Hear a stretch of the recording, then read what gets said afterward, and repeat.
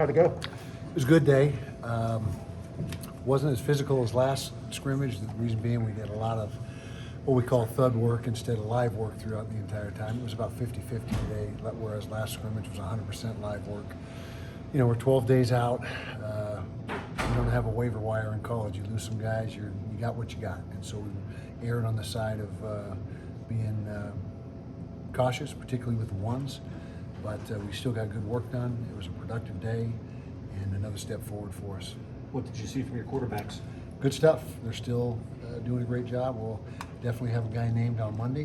We'll probably release a depth chart on Thursday, a week out ahead of the game, and go from there. Do you have an inkling where you want to go with the QBs, or are you still trying to make up your mind on that? We'll have an inkling after we watch this tape. It'll be decided today. It'll be decided in-house today. Yeah. When are you going to announce it? Well, we'll give you a depth chart Thursday. I guess we could play that game of either or.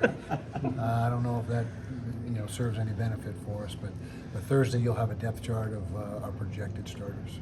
Were you happy with what you saw from the quarterbacks? Did they make it tough on you again today, or did somebody step forward? They've made it tough the entire time, and it's like I said, it's going to be a close call, but we feel like we've got enough body of work now to make the call.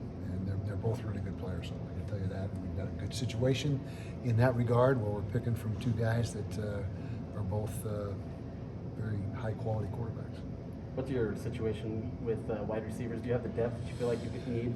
Yeah, we feel like we do. We've got 6 or 7 guys that we're real confident in and looking for another guy or two to emerge. And again, that depth will be announced on Thursday. And really the O-line, we've had a lot of guys banged up. That's probably the most concerning thing right now is the continuity of the O-line, because it's been like a revolving door with guys getting dinged. And so that needs to change. We got to get those guys playing together as a unit, and we're running out of time. So that's the most concerning thing for me right now. Do you have 5 that you like up front that are healthy right now? Yeah, we'll always be able to put the 5 out there because we got like 10 or 11 that we really like. But to get the top 5 out there, we haven't been able to do that because guys have been missing practice. You said early in camp that you guys were at 92% in terms of Yep. the backs rate. Has that number gone up? Yeah, it's going to be 95. That's about what we're going to level off at, 95%. Anybody who's not vaccinated, will those guys be allowed to travel once you're traveling? Yeah, as far as I'm concerned, now there may be restrictions on the places we're going. You know, there's a distinct possibility that some of these away games, if you're not vaccinated, you can't do it. And so that's beyond our control. But we're going to end up probably with half a dozen non-vaxxed out of 124. You do the math, and it's about 95%. Has somebody emerged as a running back 1 for you? No, and that's okay. It's not ideal, but it's okay. It's not as pressing as some of the other positions, quarterback, O-line, because we feel like we've got 4 real good ones. And my guess is I'm